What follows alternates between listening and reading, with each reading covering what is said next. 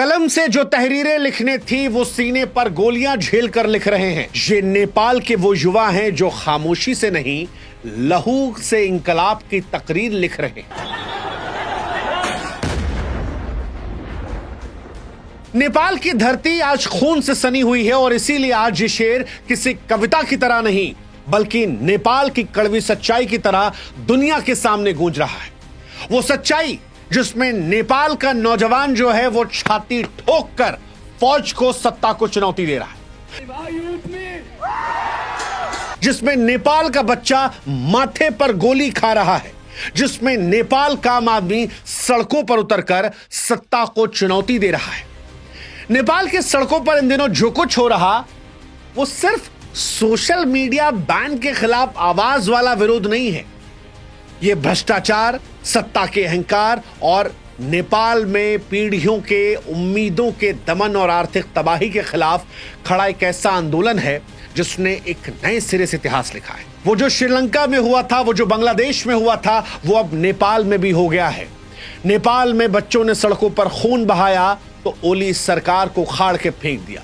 सरकार जो है वो गिर चुकी है और ये तस्वीरें आज दुनिया को खून के आंसू रुला रही हैं, क्योंकि जब एक लड़का जो स्कूल बैग लेकर स्कूल जा रहा था वो गोली खाकर जमीन पर गिर पड़ा, किसी का जूता जो खून से सना दिख रहा था, तो ये सिर्फ एक तस्वीर नहीं थी, पूरी व्यवस्था का आईना था।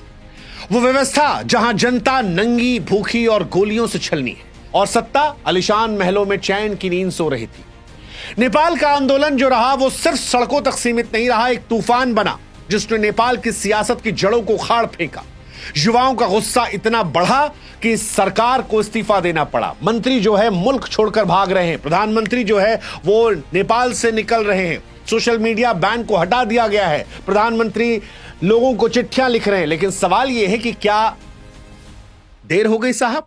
और क्या सरकार यह भूल गई कि जिस ओर जवानी चलती है उस ओर जमाना चलता है? ये बात समझ ली होती तो शायद ओली सरकार की ये दुर्दशा नहीं होती। वैसे नेपाल आज इस हालत में क्यों पहुंचा है और ओली सरकार को इस्तीफा क्यों देना पड़ा है, उसके लिए आपको नेपाल से आई तस्वीरों को देखना पड़ेगा, क्योंकि तस्वीरें सिर्फ फोटो नहीं है, सत्ता के खिलाफ एक खुली किताब है। ये तस्वीरें बताती हैं कैसे एक छोटी सी चिंगारी सोशल मीडिया पर नेपाल को हिलाकर रख देती है, कैसे ये सिर्फ बैन की कहानी नहीं बल्कि दशकों के भ्रष्टाचार, बेरोजगारी और अन्याय की कहानी है। और आज एक एक तस्वीर हम आपको दिखाएंगे, लेकिन इन तस्वीरों को दिखाने के साथ एक गुजारिश हमारी है कि आप भी हमारी ताकत बनिए, हमारे व्हाट्सएप चैनल से जुड़िए, ताकि जब जनता के हितों की आवाज हम उठाएं, चाहे वो भारत हो या नेपाल, तो वो वीडियोज आप तक पहुंच जाएं। जुड़िएगा, कमेंट सेक्शन में हमने और डिस्क्रिप्शन में व्हाट्सएप चैनल का लिंक दे रखा है। अब शुरुआत करते हैं नेपाल की उन तस्वीरों से जिसने दुनिया को हिलाकर रख दिया। नेपाल में एक बच्चे के सिर में गोली मार, सच कहें तो यह दृश्य रोंगटे खड़े करने वाला है, नेपाल की जनता के दिल में आग लगाने वाला है। और यही सब तस्वीरें जो हैं ये आज वहां की सरकार को गिराने की वजह बनी है। नेपाल के लहू से सनी ये लोकतंत्र की चादर थी, लेकिन ये सिर्फ तस्वीर नहीं थी, सैकड़ों मौतों की शुरुआत थी। 8 सितंबर 2025 को हिंसा में कम से कम 19 युवा मारे गए, जिनमें 17 काठमांडू में थे, बाकी 2 इधर उधर के इलाकों मारे गए। नेपाल में बच्चों की ये मौतें सिर्फ आंकड़े नहीं थी बल्कि नेपाल की सत्ता के क्रूर चेहरे की गवाही थी। पुलिस ने लाइव गोलियां चलाई, रबर बुलेट दाग दिए, आंसू गैस के गोले छोड़ दिए, सब कुछ इस्तेमाल किया। किनके खिलाफ? उन बच्चों के खिलाफ जो उनके अपने बच्चे थे, वो बच्चे जो नेपाल का भविष्य थे। नेपाल में काठमांडू में सड़कों पर खून की होली खेल दी गई। एक प्रदर्शनकारी का खून से लथपथ जूता जो सड़क पर दिखाई पड़ा, वो सिर्फ नेपाल नहीं बल्कि दुनिया को झकझोर देने वाली तस्वीर थी, जो संदेश दे रही थी कि लोकतंत्र की रक्षा के नाम पर कैसे नेपाल में खून की नदियां बहा दी गई। क्या यह घटना जायज है? नेपाल के लोकतंत्र के इतिहास में यह काला अध्याय है जो बताता है कि एक फैसला पूरे देश में कैसे आग लगा सकता है अगर सत्ता असंवेदनशील हो जाए। और सत्ता असंवेदनशील हुई तो जनता भी नंगी होकर सामने आ गई। एक तस्वीर निकलकर सामने आई जो शर्म की नंगाई नहीं थी, जो सत्ता को नंगा कर रही थी।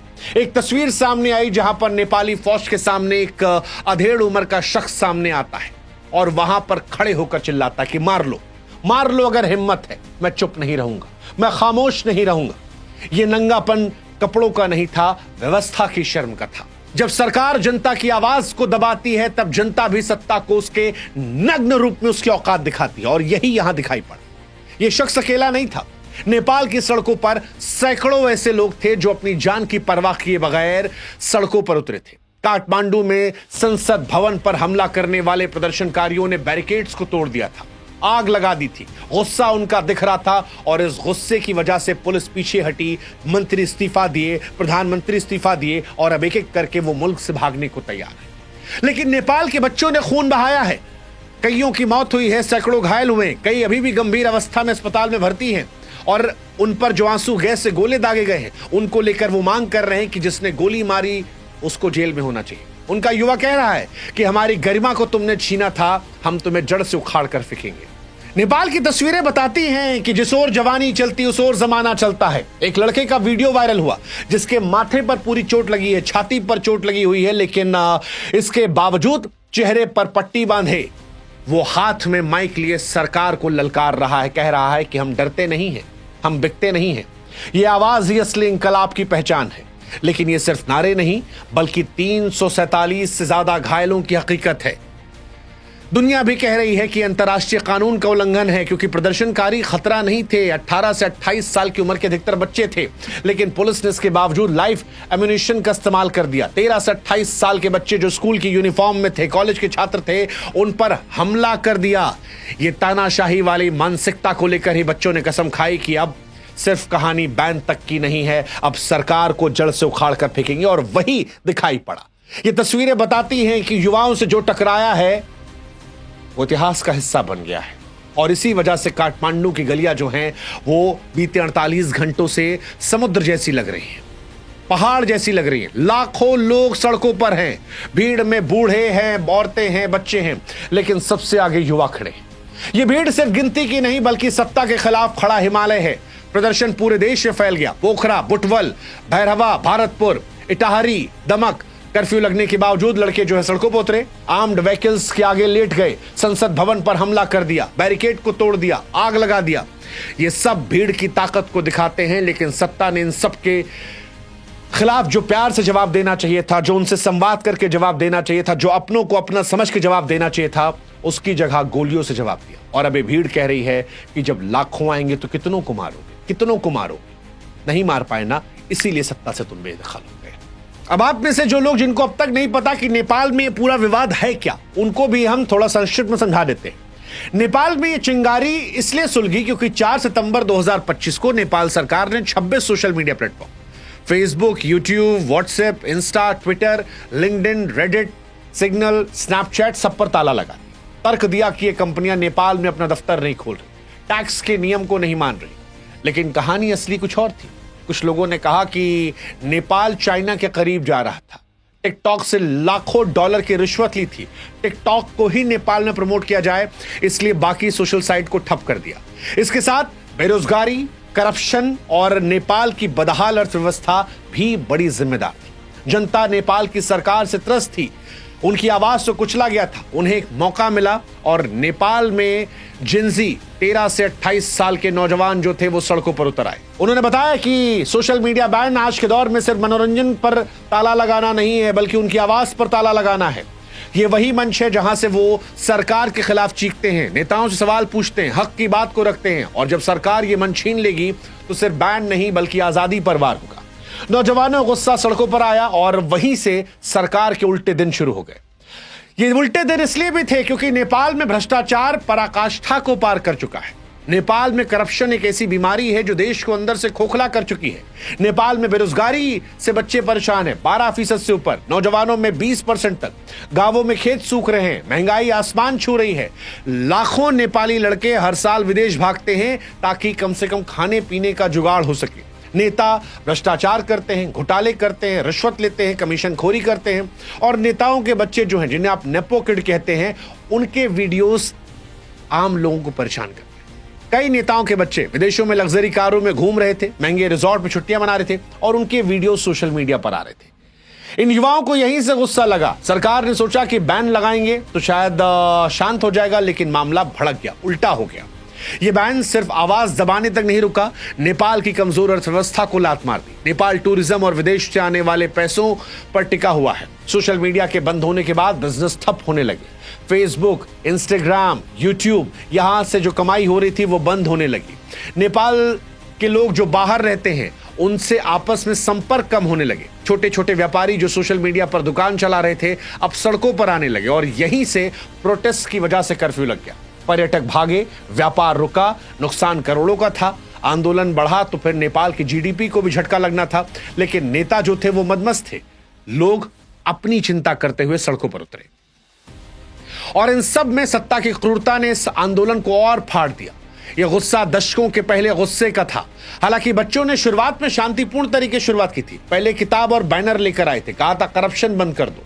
इसके बाद सरकार कहती कि बच्चे नहीं है, ट्रबल मेकर है। पुलिस लाठीचार्ज कर देती है, आंसू गैस से गोले छोड़ दिए जाते हैं। फिर युवा संसद की तरफ बढ़ते हैं। जब वहां पर कदम बढ़ते हैं तो पुलिस बल प्रयोग कर देती है, वाटर कैनन का इस्तेमाल करती है, रबर बुलेट का इस्तेमाल करती है, फिर गोली चलाई जाती है। 17 से 19 साल के युवाओं की मौत हो जाती है, सैकड़ों सड़क पर गिरकर घायल हो जाते हैं। सितंबर को काठमांडू में संसद पर हमला हुआ, प्रदर्शनकारियों ने बैरिकेड तोड़े, आग लगाई, 19 मौत हुई, 300-400 घायल हुए और उसी के बाद जनता गुस्सा जो था वो 7वें आसमान पर चला गया। सरकार यहां भी नहीं मानी, वो कर्फ्यू लगाती है, इंटरनेट को बंद करती है। काठमांडू, पोखरा में आर्मी को तैनात किया जाता है, लेकिन बच्चे अब आगे बढ़ते। वो कहते हैं इस्तीफा देना पड़ेगा और हुआ, सरकार इस्तीफा देती है। होम मिनिस्टर से लेकर प्रधानमंत्री इस्तीफा देते हैं और फिर वही होता है जो बांग्लादेश और श्रीलंका में हुआ था। बांग्लादेश में भी छात्र आंदोलन ने सत्ता बदल कर रख दी थी। 2024 में शेख हसीना की सरकार गिरी क्योंकि युवा जो थे वो भ्रष्टाचार और बेरोजगारी के खिलाफ विद्रोह करते। श्रीलंका में भी यही हुआ था, याद कीजिए। 2022 में आर्थिक संकट में जनता को राष्ट्रपति भवन में घुस जाने पर मजबूर कर दिया। नेपाल की हालत भी वैसी रही। भ्रष्टाचार, महंगाई, बेरोजगारी ने जनता को तिल तिल मारा और उसी जनता ने सरकार को पलट कर रख दिया। सत्ता की कुर्सी चली गई। नेपाल के युवा इस वक्त बदलाव के इतिहास को रच रहे हैं। हालांकि सत्ता अगर नेपाल में समय रहते सीख जाती, अगर सुधार कर दिए होते तो शायद नेपाल के भी हालात बांग्लादेश और श्रीलंका जैसे नहीं होते। नेपाल की अर्थव्यवस्था पहले ही संकट में थी और सरकारों के कदम ने इसे और परेशान कर दिया। युवाओं ने अब सरकार बदल दी है। हालांकि इन सब के बीच में करोड़ों का नुकसान हुआ है और अगर यह नुकसान ऐसे ही जारी रहा तो जीडीपी नेपाल की ओर गिरेगी। भ्रष्टाचार ने नेपाल को पहले ही खोखला कर दिया है। अब नेपाल एक अस्थिरता की तरफ जा चुका है। सरकार खत्म हो चुकी है, युवा संतुष्ट अब तक नहीं है। सरकार सोशल मीडिया पर बैन हटा चुकी है। प्रधानमंत्री विदेश भागने की तैयारी में है। मुआवजा देने का ऐलान किया जा रहा है, लेकिन क्या यह काफी है? युवा कह रहा है कि अब सिर्फ बैन नहीं चाहिए, साफ सुथरी पारदर्शी सरकार चाहिए। कर्फ्यू के बावजूद प्रोटेस्ट जारी है। विपक्ष जो है वो भी यहां पर सरकार पर दबाव बना रहा है। दुनिया की निगाहें जो है वो भी यहां पर है। नेपाल का भविष्य जो है वो युवाओं के हाथ में है। नेपाल का आंदोलन सिर्फ सोशल मीडिया बैन नहीं बल्कि भ्रष्टाचार, अन्याय, आर्थिक तबाही, लोकतंत्र की हत्या के खिलाफ युवाओं का इंकलाब है। सीने पर गोली खाने वाला नौजवान, खून से सना भीगा हुआ जूता, नंगे होकर ललकारते हुए प्रदर्शनकारी, लाखों की भीड़ और सत्ता का हिल जाना। ये तस्वीरें बताती हैं कि नेपाल की नई पीढ़ी खामोश नहीं है। हालांकि नेपाल में इस आंदोलन के लिए जिंदगियां भी गंवाई हैं। 19 मौत, ये सत्ता की नाकामी का सबूत है। लेकिन सवाल अब भी यही है कि क्या सत्ता जिम्मेदारी को समझेगी? क्या नेपाल अस्थिरता से स्थिरता की तरफ आएगा? क्या यह आंदोलन नेपाल को हमेशा के लिए बदल देगा? नेपाल के युवाओं की फिलहाल जीत हुई है क्योंकि उनकी बात मानी गई है। बैन रिस्टोर हो गया है, लेकिन सरकार जा चुकी है। अब भविष्य क्या होगा नेपाल का, वो देखने वाली बात होगी। क्या नेपाल में क्रांति रुकेगी या नेपाल एक नए सिरे से नई क्रांति को लिखेगा? वक्त बताएगा। लेकिन इस घटना ने फिर एक बार बता दिया कि जिस ओर जवानी चलती है उस ओर ही जमाना चलता है। जय भारत, जय नेपाल, जय हिंद, जय भारत।